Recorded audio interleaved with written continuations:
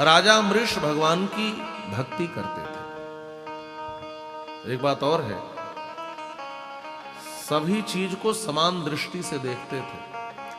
मिट्टी, कोयले और सोने में अंतर नहीं समझते थे महाराज। एनेदम लोष्टवत स्मृतम, ऐसी समदृष्टि इनकी हो गई थी, ऐसे समदर्शी थे। इनका मन भगवान कृष्ण के चरणों में लगा रहता था।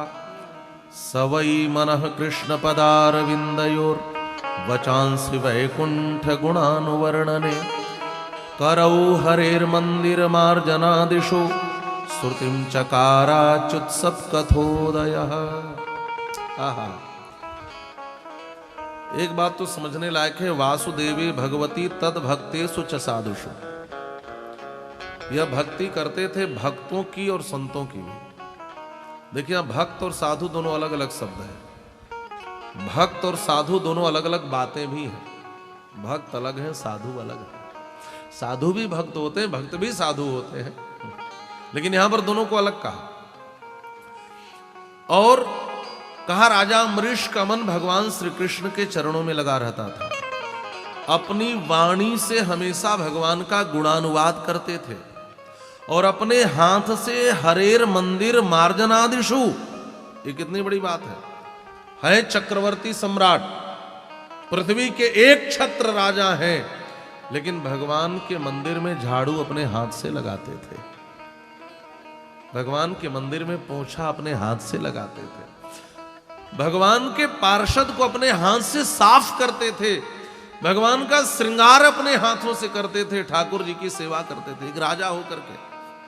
श्रुतिम चकाराच्युत सत्कथोदयः, इनके कान हमेशा भगवान की कथा में लगे रहते थे। अब यहां दो शब्द हैं, अच्युत कथा और सत कथा।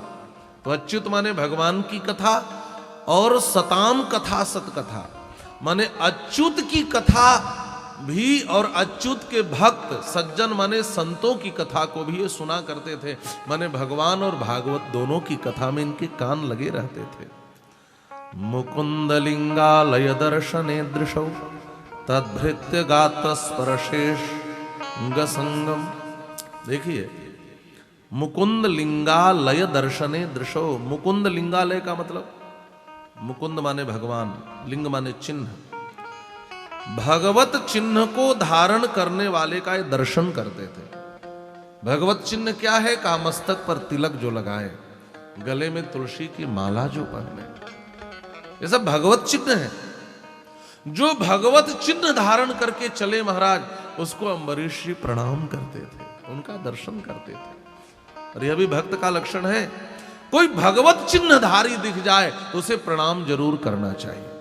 मस्तक पर तिलक हो और का इच्छा तो करती है भगवान को भुजाओं में भरने के लिए, लेकिन देखिए इच्छा तभी पूरी होगी जब भगवान स्वयं प्रकट होकर के भक्त को भुजाओं में भर ले।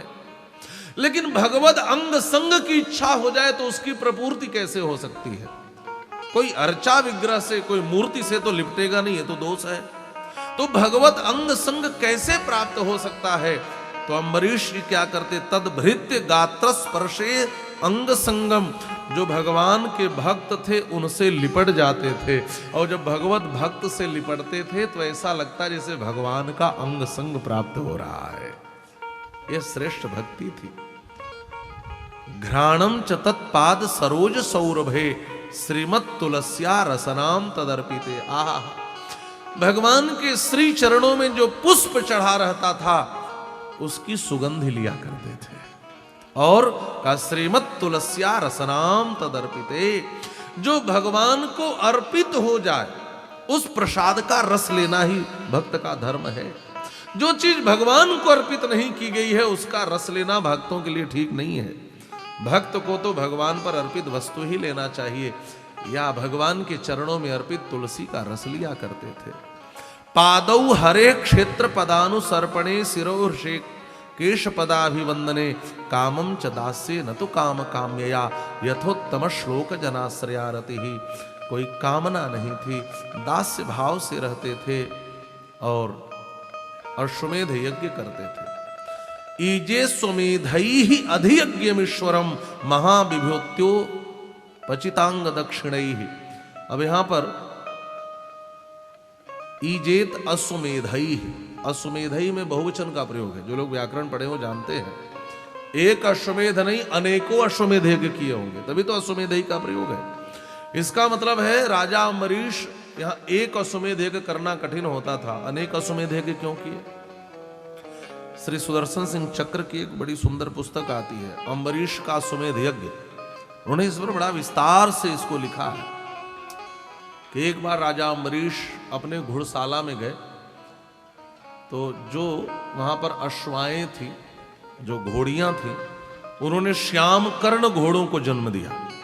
अश्वमेध यज्ञ करने वाले राजा एक श्याम कर्ण घोड़ा ढूंढते थे, पृथ्वी पर कोई एक आध मिलता था, लेकिन इतने श्याम कर्ण घोड़े पैदा हो गए तो वशिष्ठ जी को बुलाया, गुरुजी ततैर वशिष्ठा सित गौतमादिभि।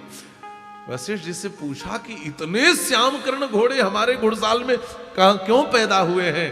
तो गुरु जी ने कहा, जितने श्याम कर्ण घोड़े हैं उतने अश्वमेध यज्ञ करो, ये भगवान की कृपा है। एक श्याम कर्ण घोड़े के लिए लोग तरसते हैं, आपके यहाँ इतने श्याम कर्ण घोड़े? तो अम्बरीश जी उतना अश्वमेध यज्ञ करने को ठाने। और अश्वमेध यज्ञ की विधि बड़ी अद्भुत है। घोड़े का पूजन आदि किया जाता है, घोड़ा छोड़ा जाता है और घोड़े के पीठ पर एक पर्ची लिखी रहती है। यदि कोई राजा उसे चुनौती देता है तो उस राजा को उस राजा से लड़ना पड़ता था। कोई अश्वमेधई अश्व को पकड़ ले तो राजा लड़ता था। लेकिन एक अद्भुत बात, ये भगवान के भक्त हैं और भगवान पर इनको विश्वास है, लड़ाई झगड़े में विश्वास नहीं है। अश्वमेधई अश्व इन्होंने जब छोड़ा राजा अम्बरीश ने, ध्यान से सुनेंगे, बड़ी प्यारी कथा है। जब अश्वमेध यज्ञ छोड़ा तो और राजाओं के अश्वमेधी अश्व के पीछे एक क्षौणी सेना, चतुरंगिणी सेना चलती थी। इनके अश्वमेधी अश्व के पीछे संकीर्तन करने वाले ब्राह्मण संत और भक्तों की टोली जा रही थी महाराज। ऐसे टोली जा रही थी जैसे कल हमारे वो आए हैं ना भैया, इन लोग बढ़िया नाच नाच करके कीर्तन करते हैं। और आप लोग कभी साथ में कीर्तन करके देखिए, रस मिलेगा। जो भगवत भक्त होते हैं उनको कीर्तन में बड़ा रस मिलता है। और नाचती हुई भक्तों की टोली जा रही थी, लेकिन किसी राजा ने उस घोड़े को पकड़ा नहीं, क्योंकि सबको पता है भगवान के भक्त है। और साधु संत कीर्तन करके जा रहे हैं, सैनिक जा तो रहे हैं, लेकिन ये सिर्फ साधु महात्माओं की सेवा के लिए जा रहे हैं। लेकिन आसुरी राज्य में भी घोड़ा ने प्रवेश किया। कुछ असुर भावापन्न राजा थे, वो आए। साधु महात्मा घबराए, क्या होगा? हम तो लड़ेंगे नहीं, हम तो भगवान नाम का कीर्तन करेंगे। लेकिन जब वह आसुरी राज्य से गुजरे, आसुरी सेना आई और राजा आए लड़ने के लिए, जो असुर भावापन्न थे, तब तक लोगों ने देखा भगवान ने अम्बरीश की रक्षा के लिए सुदर्शन चक्र को छोड़ रखा था। वह चक्र घोड़े के ऊपर से प्रकट हुआ महाराज। वह आगे बढ़ा और सारी सेना राजा को भस्म कर दिया। लोगों ने भगवान का जयघोष करना आरंभ कर दिया। बहुत से राजा डर गए, बाप रे बाप, कोई अदृश्य चक्र चलता है इनके घोड़े के साथ साथ। किसी की हिम्मत नहीं होती थी और इनका अश्वमेध यज्ञ पूर्ण हो जाता था। ये ऐसे भक्त थे महाराज, ऐसे भक्त थे। स्वर्गो न प्रार्थितो यस्य मनुजैर रमर प्रियः। जो अम्बरीश की प्रजा थी, माने जो अयोध्यावासी थे, उनको स्वर्ग नहीं चाहिए, उनको भी कुछ नहीं चाहिए, वो भी भगवत भक्ति में डूबे रहते थे। और राजा अम्बरीश कैसे थे? कहा, गृहेषु दारेषु सुतेषु बंधुषु द्वीपोतमस्यन धनवाजिपत्तिषु। राजा अम्बरीश को न घर में आसक्ति, 100 पत्नियां थी इनकी, 100 रानियां थी, उनमें भी आसक्ति नहीं थी। भाई बंधुओं में कोई आसक्ति नहीं थी, किसी में कोई आसक्ति नहीं। जीवन में सिर्फ भगवत भक्ति थी, भगवत के चरण, भगवान के चरणों में आसक्ति थी। एक विदर्भ देश की राजकुमारी है, इनका नाम सुबोधिनी है। आरिराधयिषो कृष्णम महिष्या तुल्यशीलया। भगवान सुखदेव सुनाते हैं, उस राजकुमारी ने जब अयोध्या के राजा अम्बरीश की भगवत भक्ति के विषय में सुना, तो उस राजकुमारी के मन में यह इच्छा हुई कि मेरा ब्याह इनसे हो जाता। और महाराज वो भी भगवान की खूब भक्ति करने वाली थी। उन्होंने अपने पिता से कहा तो पिता का मन प्रसन्न हो गया कि मेरी बेटी उस राजा से विवाह करना चाहती है। उन्होंने पत्र लिखकर भेजा। राजा अम्बरीश ने उत्तर लिखा, मेरी 100 पत्नियां हैं, उनकी ओर देखने का मुझे समय नहीं है, तो मैं आपकी बेटी से कैसे ब्याह कर सकता हूं। वहां की राजकुमारी ने फिर से चिट्ठी भिजवाई, यदि विवाह नहीं करेंगे तो मैं मर जाऊंगी। राजा अम्बरीश ने अपना खड्ग भेजा। इतनी फुर्सत नहीं कि भगवान के मंदिर की सेवा छोड़ करके उस राजकुमारी से ब्याह करने जाए। खड्ग के साथ फेरा हुआ, वह ब्याह करके आई। सुंदर राजमहल था, उसमें वह निवास करने लगी। राजा अम्बरीश के दर्शन भी इसको नहीं हुए। यह यही सोचती किसी दिन मुझे राजा के दर्शन मात्र हो जाते। किसी से पूछा, लोग कहे भगवान के मंदिर से निकलते ही नहीं तो दर्शन कैसे होगा, वो तो ठाकुर जी की अष्टयाम सेवा करते हैं। उस रानी ने कहा, तब तो मुझे मंदिर में जाना पड़ेगा, लेकिन दिन के वक्त जाना ठीक नहीं है। मैं यहाँ की ब्याही हुई रानी हूं, रात में जाऊंगी। रात में 10 बजे शयन कराने के बाद सरयू जी जाते थे, कलश से जल लाते थे और उसके बाद मंदिर का प्रक्षालन करते थे, मंदिर को धुलते थे, सफाई करते थे। राजा साहब इधर भगवान का शयन करा करके अम्बरीश जी गए हैं सरयू जी का जल लेने, और इधर रानी सीढ़ी लगाकर मंदिर के पीछे से चढ़कर भीतर आई हैं और झाड़ू लगा करके बढ़िया पोंछा लगाकर मंदिर को चमका दिया। महाराज एक बात और है, लक्ष्मियां जब स्त्रियां जब सेवा करती हैं तो उनकी सेवा में स्वच्छता ज्यादा होती है। साधु महात्मा पुरुष पोंछा भी लगाएं तो कहीं कहीं गंदगी बच जाती है, लेकिन ये माताओं में सद्गुण है महाराज, उस किसी चीज को अच्छे से करीने से साफ सफाई करके रखती है। जब रानी ने सेवा कर दी, बढ़िया मंदिर चमकने लगा। उधर से राजा अम्बरीश आए तो देखा कि अरे वाह, पता नहीं किसने बड़ी सुंदर आज सेवा की है, और यह रोज रानी करने लगी। राजा अम्बरीश ने सोचा कि कोई मेरी सेवा छीन रहा है। उनके हृदय को बड़ा कष्ट हुआ। देखिए, भक्त की सबसे बड़ी संपत्ति सेवा होती है, ध्यान से सुनेंगे। भक्त का सारा धन कोई छीन ले, भक्त को पीड़ा नहीं होती, लेकिन कोई भक्त की सेवा संपत्ति को छीन ले तो भक्त रोने लगता है। हनुमान जी भी रोते हैं कि राम जी के चरणों की सेवा न छीन जाए। भगवान की सेवा ही भक्त की संपत्ति है। अम्बरीश की आंखों में आंसू आ गए। कोई मेरी सेवा को छीन रहा है, कोई मेरी जगह पर झाड़ू लगा रहा है, कोई पोंछा कर रहा है, कोई भगवत पार्षद को मल रहा है कौन? मोटे पर्दे के पीछे छिप कर खड़े हो गए। समय अनुसार रानी आई और रानी भगवान नाम का संकीर्तन करते हुए, आंखों में उनके आंसू थे, रोती जाती सफाई करती जाती, रोती जाती सफाई करती जाती। उनकी इस भक्ति को देखकर राजा विह्वल हो गए, सामने आ गए। देवी कौन हो? मैं कहा, मैं आपकी ब्याहिता पत्नी हूं, विदर्भ की राजकुमारी सुबोधिनी। राजा अम्बरीश ने ऊपर उठाया, तुम धन्य हो, ठाकुर जी कितनी अच्छी सेवा करती हो, लेकिन सुनो, मैं हाथ जोड़ता हूं, मेरी सेवा मत छीनो। तुम्हें सेवा करने है तो अपने ठाकुर जी को अलग से पधरा लो। अब तो महाराज, अब रानी सोचने लगी हमें ठाकुर जी मिलेंगे कहां से। आपके मन में ठाकुर जी की इच्छा जग जाए तो संत आपके जीवन में आ जाते हैं। देवर्षि नारद का आगमन हुआ। देवर्षि नारद ने कहा, हम भगवान को देंगे, आप सेवा करो। इंद्र नीलमणि भगवान को प्रकट करके उन्होंने दिया है महाराज। मदन मोहन के नाम से भी, ठाकुर जी के नाम भी अलग है, राधा बल्लभ लालजू, मदन मोहन लालजू, इंद्र नीलमणि लालजू, ऐसे ऐसे सब भगवान के नाम है। बांके बिहारी जी महाराज, ये सब नाम है ठाकुर जी के। और वह अपने महल में ही मंदिर बनवाकर ठाकुर जी को रख करके लगी सेवा करने।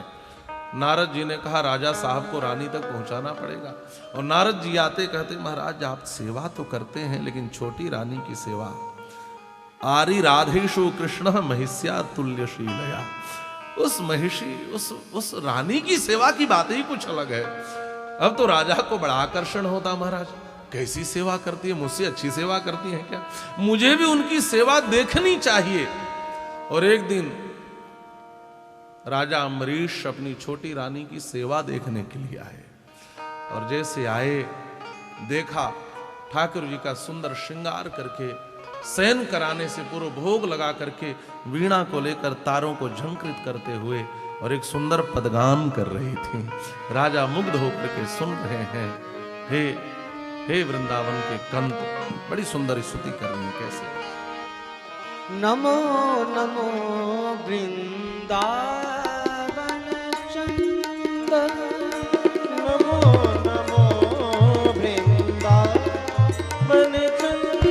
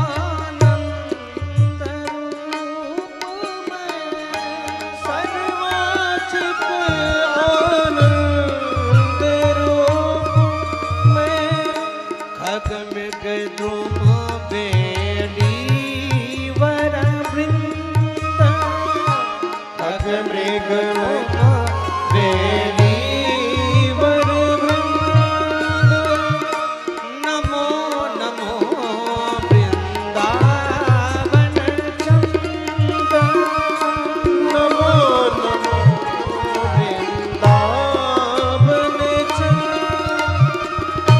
भागवत रसिक निरंतर सेवक भागवत रसिक निरंतर सेवक भागवत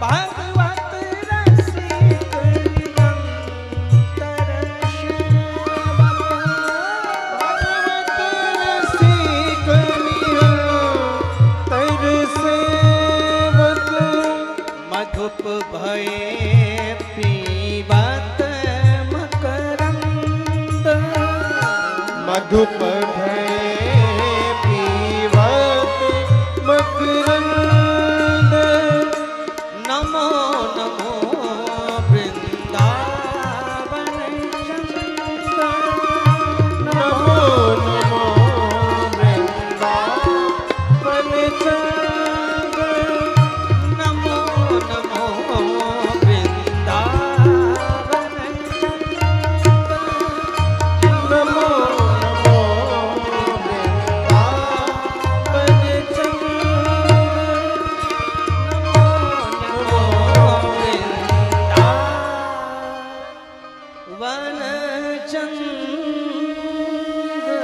नमो नमो वृंदावन चंद। तब तक वहां के सैनिकों ने राजा अम्बरीश को देख लिया। जैसे महाराज को प्रणाम करने लगे, राजा अम्बरीश ने कहा रुक जाओ, महारानी की इस आराधना में कोई खलल ना पड़े।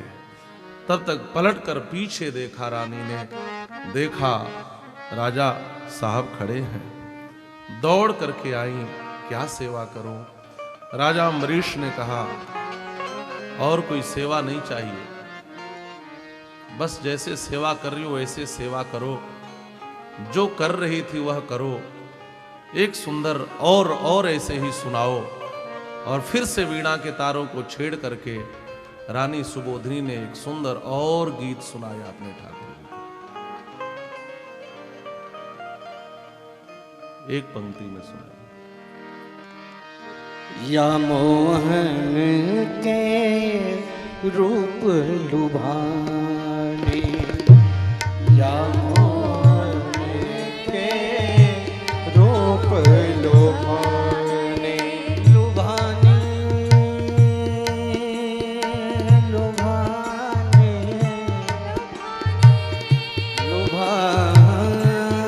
लुभाने लुभाने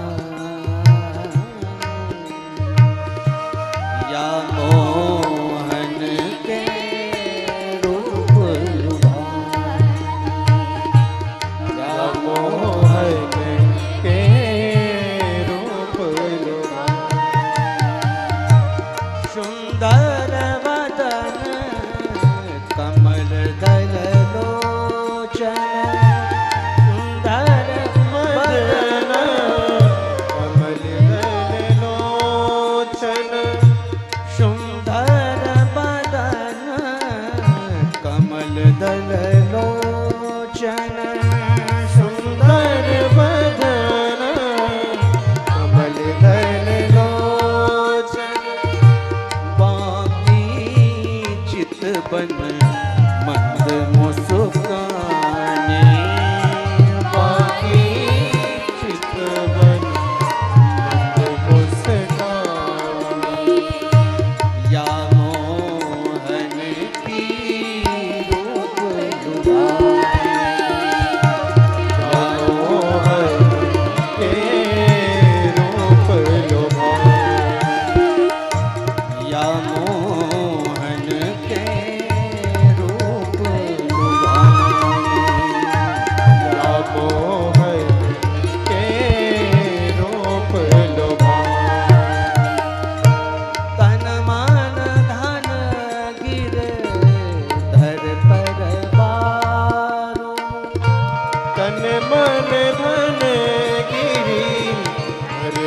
परवारो तन मन धन गिरे धर परवारो तन मन धन गिरे धर परवारो शरण कमल में लपटाने चरण कमल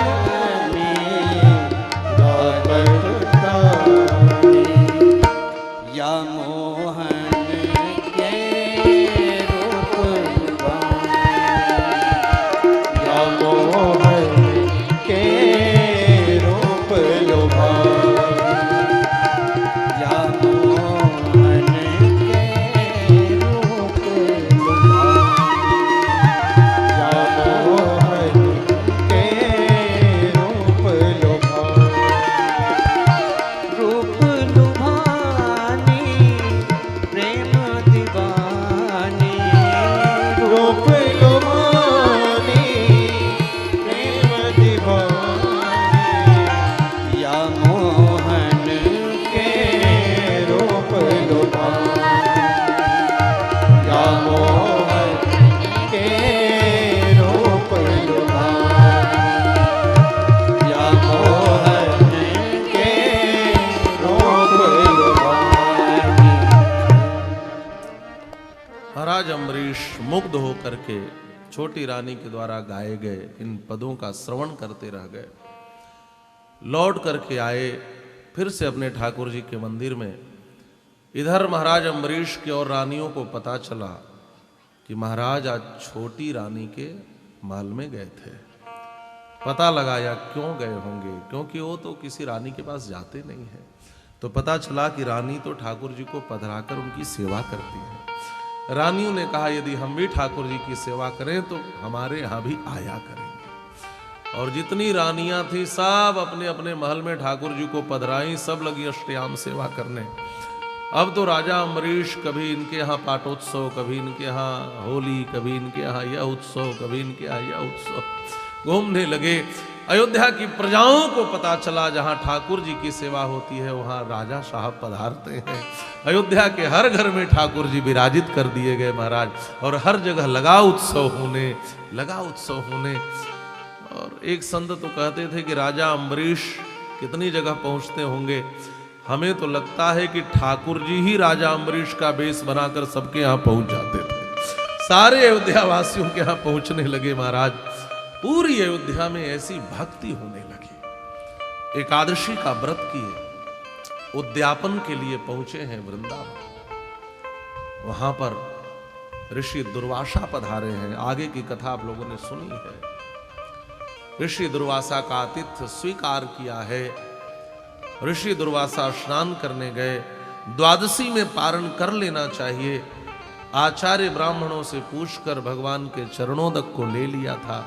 राजा अम्बरीश पर ऋषि दुर्वासा क्रोधित हो गए। अपने जटा से एक बाल खींच करके पटका, कृत्या प्रकट किया मारने के लिए। लेकिन श्री अम्बरीश जी की सेवा में भगवान का सुदर्शन चक्र रहता था। कृत्या वृत्या विलेल्ये सलभ सुलभया यत्र चित्र प्रभावे।